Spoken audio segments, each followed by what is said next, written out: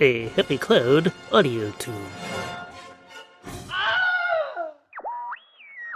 A man getting bit by an alligator and he screams.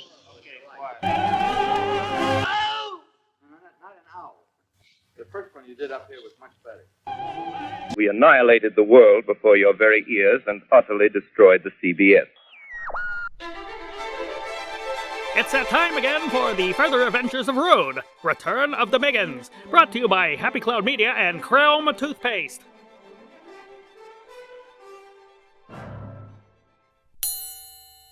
Chapter 9. The Obscurants Front. Leaving Charlatan's tent, Rune almost stumbled over a corpse lying prone in the breezeway. He recognized the corpse. Its name was Larry, and it belonged to the Obscurants Front, a group that splintered from the Chaos Guild when rules were introduced. Larry was the Front's calling card, or rather, the card they used to call you. Larry was naturally motionless, skin gray and mangled, bits of him missing. He used to have a left ear, Rune remembered. "Hello, Larry," Rune said. The corpse didn't speak, but in response, its arm shot up, and in its shriveled fingers it held a bit of parchment. Rune took it, unfolded it, read it. It read, "Go away," which was Mr. O's way of asking to see him. "See ya, Larry," Rune said. The corpse lowered its arm.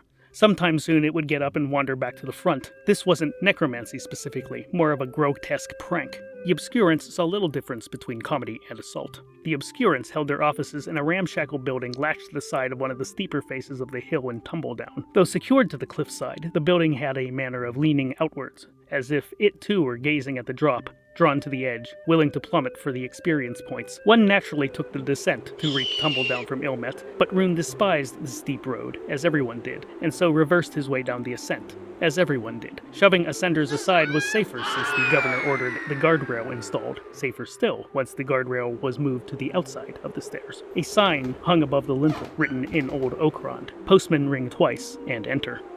There was no doorbell. The Obscurants Front had a fascinating history. They were once an order dedicated to balance, united under the ridiculous Okran name, the Sorn Gazir. Sorn Gazir was so dedicated to balance that they would sometimes change sides in the middle of great battles, just so there was never an underdog. Very little got accomplished when the Sorn Gazir were about. Over the Fleens, a group splintered from the Sorn Gazir and formed the first Chaos Guild in Rovell. "Chaotic neutral and what's it to you?" was their creed. Now, despite the prefix, the Obscurants Front held no allegiance to Ob nor to any other gods. They barely functioned as an independent, anarchic collective. 24 psychotics insisting that they would play only by their own individual rules. Nobody liked anybody else. The slogan of the Obscurants Front was, "How was that nice?" Sometimes it was, "News at 11." Slogans were against their edicts, which were in turn also in violation of their standards, of which there were none. Anyone can become a member of the Obscurants Front. One first has to make contact with them by loudly announcing in any crowded area, "You couldn't get me to join the Obscurants Front if my wife depended on it," or something like that. "We're here! We're there! We're going home at 9!" would also suffice. Sometime between an hour and 6 fleens later, you would get a letter, delivered by Larry the Corpse, stating that your application to join the Obscurants Front had been rejected. "Please ignore this official letter and its insignia and tell everyone about the secret handshake." If the mood strikes you, you can then take the ascent to their spot in Tumbledown, referred to by everyone but the Obscurants as the Hold. Kick in the door and announce, if you like, that you're there to kill everyone inside. Eventually, someone will offer you tea. If you accept it, you'll be tossed over the side of the hill. It is crucial that you bring your own tea.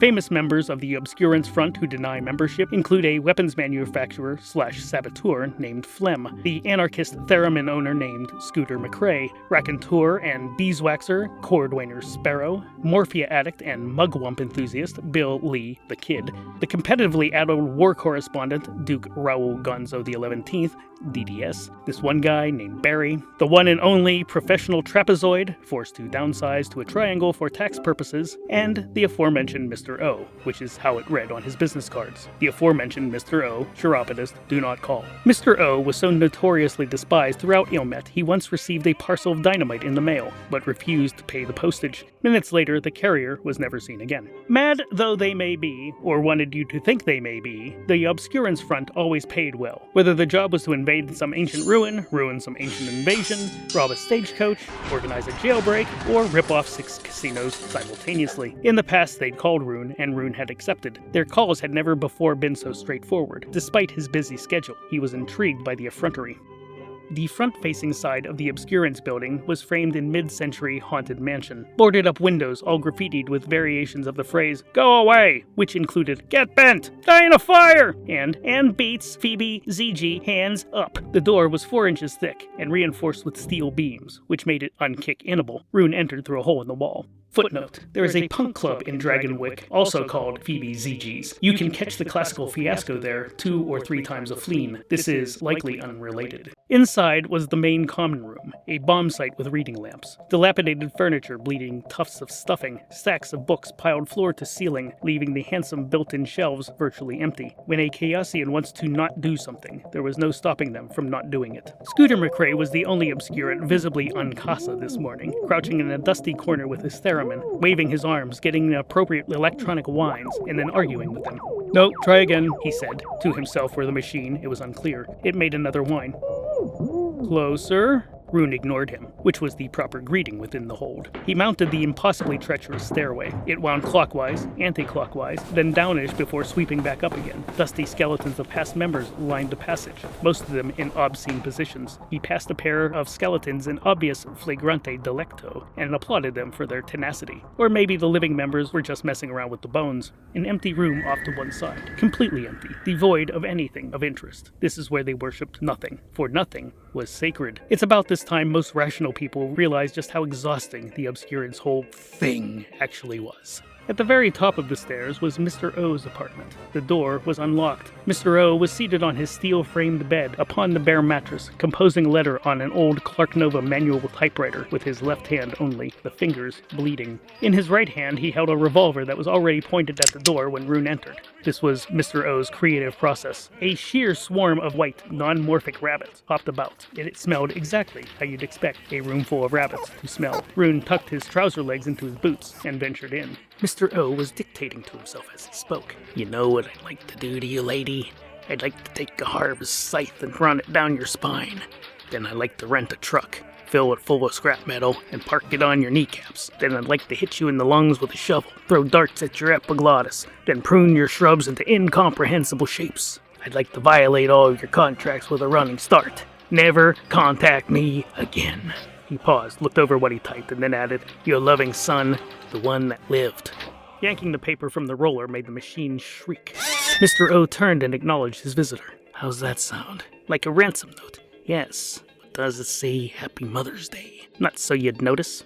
Mr. O shrugged. "Fair enough." He tore the page into shreds, placed the shreds into an envelope, sealed the envelope by running it along the back end of one of the rabbits, then sailed the envelope out the window. Somewhere down below, a voice shouted, "Hey!" Mr. O wore dark glasses that obscured his eyes, which was fine by everyone. Mr. O's natural state was quiet rage, and his eyes spun in opposite directions. He was balding, but wore his hair long in the back, giving the impression that his hairline had gotten a good look at his face and retreated. He wore a scraggly goatee on his chin, but would have worn it on his ass if he thought it would piss people off. With the gun, he gestured for Rune to sit down. He liked all of his visitors to feel like hostages. There wasn't a chair to be had. "Word on the cliffside is you're going on another quest," said Mr. O. It wasn't a question. "It isn't a quest, it's a campaign," said Rune. Also not a question. "What's the difference?" asked Mr. O, which was a question. "Campaigns are funded up front," said Rune, answering the question. "And you're accepting funding from the Church of B&S. Have you no shame?" Which was rhetorical. "Match what they're offering," said Rune, which was a terminating challenge.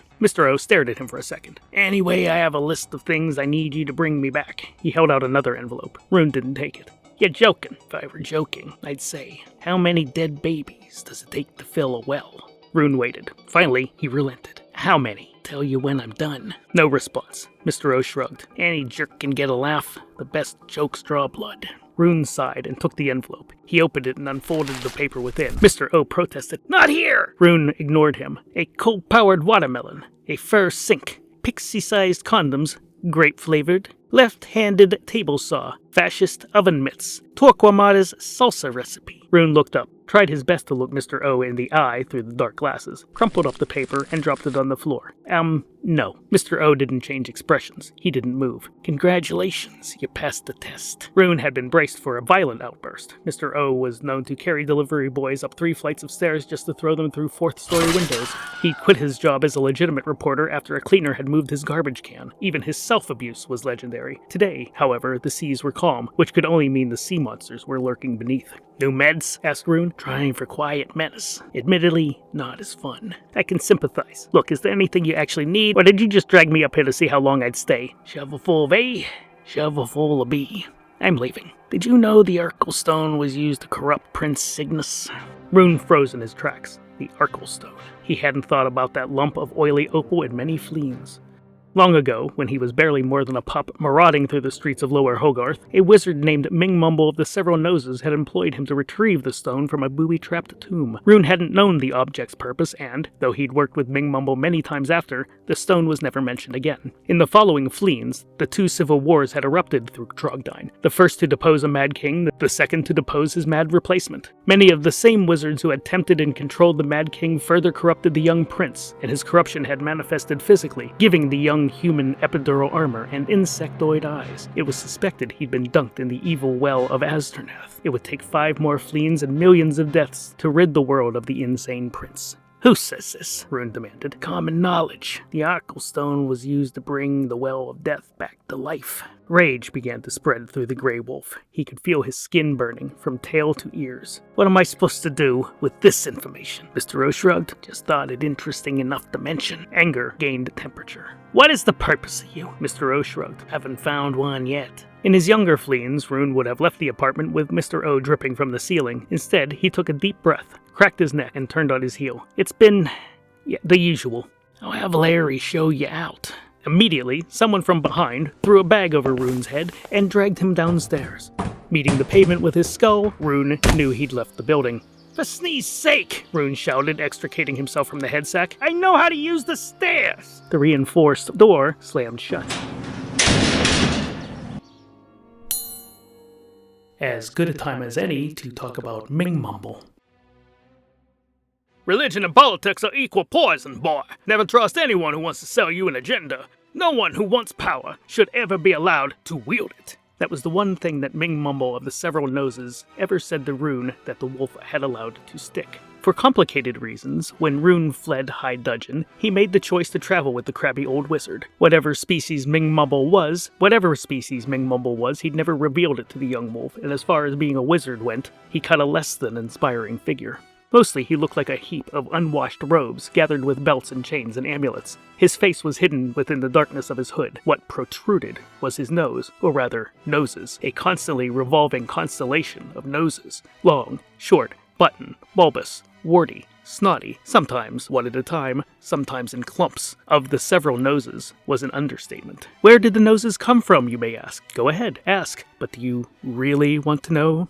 For the first few months on the road together, selling counterfeit monkey's paws up and down Wazahoozits, Rune had learned a great deal from Mingmumble. Largely, he learned that his cynicism towards the rest of the world had been well-founded. People, Rune saw, no matter where they went, were desperate for easy answers to complicated questions, and they'd literally fall for any dumb snee handed to them so long as it was wrapped with a ribbon and given with a smile. And if you could somehow blame their enemies at the same time, you'd make a double sale. Growing up alone on the streets of Lower Hogarth, Rune had learned early what it took to survive. Thievery, robbery, skullduggery, scumfery, even mopery, whatever it took to get you to see another sunset. The one thing both the rich and the poor had in common, they could never get enough. But when you had absolutely nothing, the old ethical scale had a permanent coating of grease. Even that being the case, the young wolf found him constantly astonished by the gullibility of the average personage. It was as if they wanted to be robbed, just to have a story to tell at the pub after work. On the road, Mingmumble worked the magic and Rune worked the crowd. With little more than a trunk of holding and a lot of exaggerated gestures, Mingmumble got the chumps' attention while Rune got their purses. Sometimes they even sold one of the stupid paws.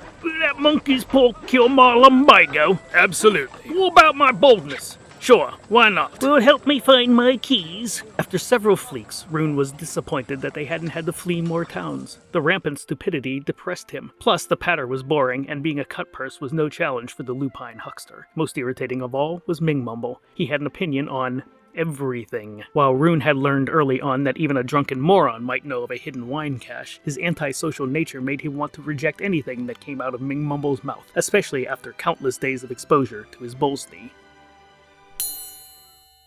On Barlow's.